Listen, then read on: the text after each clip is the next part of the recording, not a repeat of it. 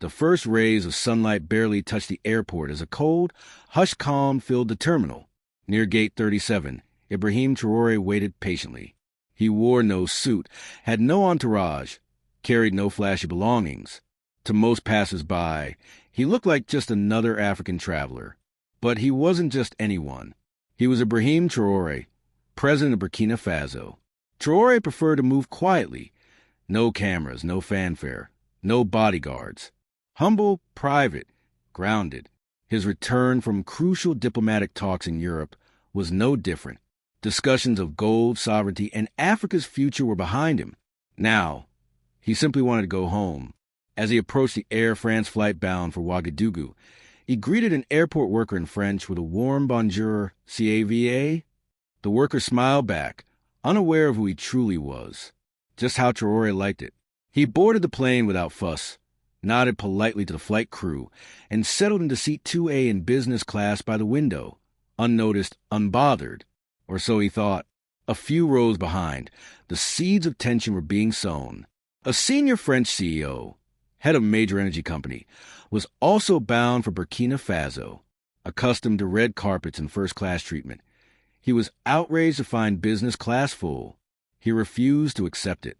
This is unacceptable. I'm a strategic partner in Africa, he barked at the gate agents, his assistants swarming around him. Flustered, the staff scrambled. But business class was indeed full. Desperate to appease him, they called a senior flight attendant, a tall, pale woman named Claire, dressed in Air France's sharp uniform. Her smile was strained as she swept through the plane, searching. Her eyes landed on Traore, a black man in a hoodie, calmly reading on his phone. She paused. No expensive watch, no assistant, no obvious importance. To Claire, he didn't look like he belonged. She leaned to another attendant and whispered, "Probably a mistake." Approaching him with a stiff smile, she asked, "Monsieur, may I see your boarding pass?"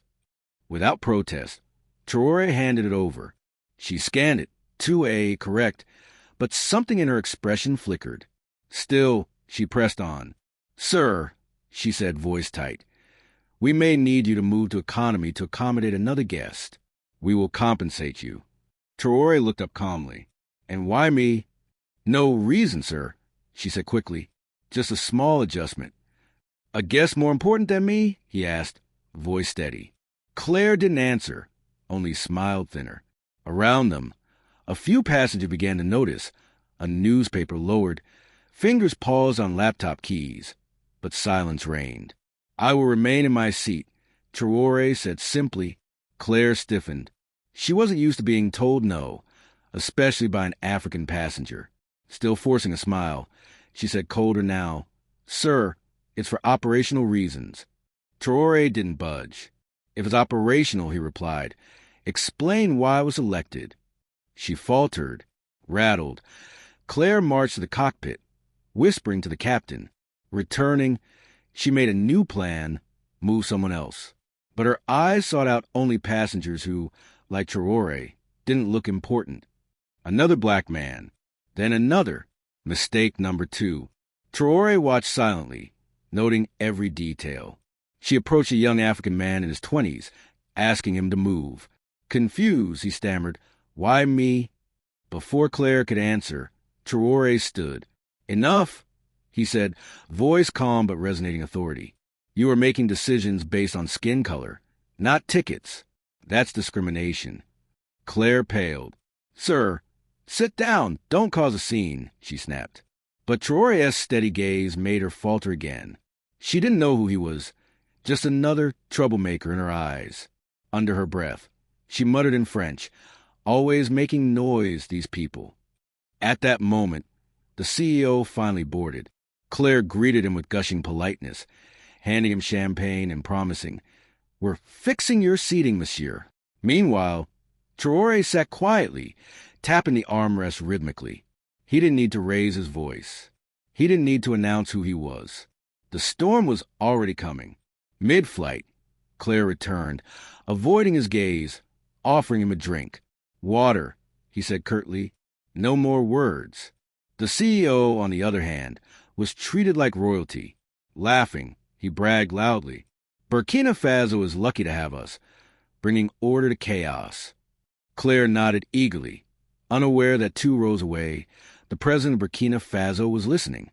Another passenger, an African nurse heading home, whispered to her neighbor, "That's our president they're insulting." Shock widened eyes, but no one said a word. Hours later, as the plane prepared to land in Ouagadougou, the first whisper spread. Outside the windows, soldiers, SUVs, ministers lining the runway. Passengers stirred nervously. "Are we landing into a war zone?" one whispered. The CEO smirked. "Clearly they're here for me," he said proudly to Claire. The plane rolled to a stop. Before anyone could disembark, a tall officer in a black beret boarded, boots heavy on the aisle. He stopped at seat 2A, snapped a crisp salute. "Mr. President," he said, voice loud and clear. "Welcome home." The entire cabin froze. Claire's face went white. The CEO's jaw dropped. Traore rose slowly, calm and composed. He gave a simple nod to the CEO, who now stammered incoherently, realizing the man he had sneered was a head of state. Another officer approached Claire and the CEO. "You will both come with us for questioning," he said sharply. Claire gasped. "Me? Why?" "You are accused of public insult and discrimination toward a head of state." Handcuffed, they were led off the plane, in full view of stunned passengers. Their arrogance crumbled under the brutal Burkinabe sun. Outside, a cheering crowd greeted their president with love and pride. Cameras flashed. News spread instantly. At a press conference, Traore stood before reporters. "In Burkina Faso," he said firmly, "we do not measure a man's worth by the color of his skin, nor do we bow to money or old colonial habits. Here, we respect dignity, humanity, and our people. That is a new Africa." The story exploded across the world. #RespectAfrica trended. Young Africans celebrated. Air France scrambled to apologize. Too little, too late. Claire sobbed during interrogation. "I didn't know he was a president," she pleaded. The investigator replied coldly, "You didn't need to know. You only needed to respect him as a human being." The CEO tried to pull strings to escape charges. It didn't work. In Burkina Faso, justice was equal, no matter your wealth or power. As for Ibrahim Traore, he returned to his work quietly, building, defending, and leading. But the story of the man in the hoodie would become legend, a reminder to the world. Never judge a book by its cover. And never, ever underestimate Africa again.